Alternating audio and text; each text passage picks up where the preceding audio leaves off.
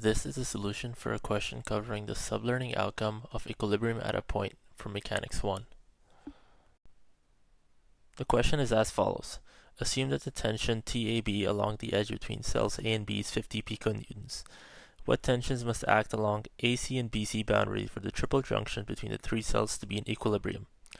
In addressing this question, you may find it useful to use a coordinate system that is aligned with one or more of the cell edges. Based on this diagram, we would have to take equilibrium at the junction, signified by the letter J here. We have three forces to consider. With tensions between A and B given as 50 piconewtons, we are required to find tensions between cells A and C, which is shown as TAC, and between B and C, which is TBC.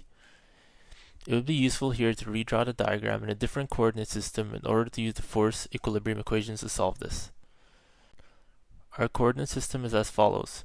We have x to the right and y directed upwards. We will now rotate our original diagram so that the tensions from A to B, which is 50 piconewtons, is along our x-axis.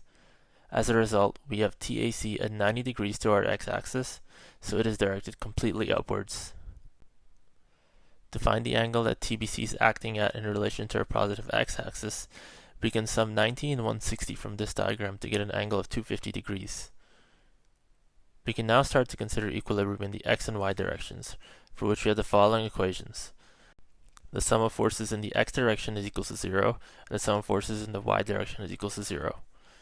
Starting with the x direction, we have 50 times cosine 0 plus TAC times cosine 90 plus TBC times cosine 250, which simplifies to 50 minus 0.342 times TBC.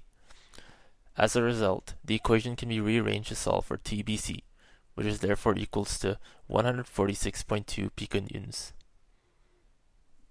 This is the solution to the first part of the question, which asks us to solve for TBC. In the y direction, we now use the same equation as the x direction, but instead we now use a sine function instead of the cosine function for the tensile forces. Therefore, this equation simplifies to TAC plus 0.9397 times TBC.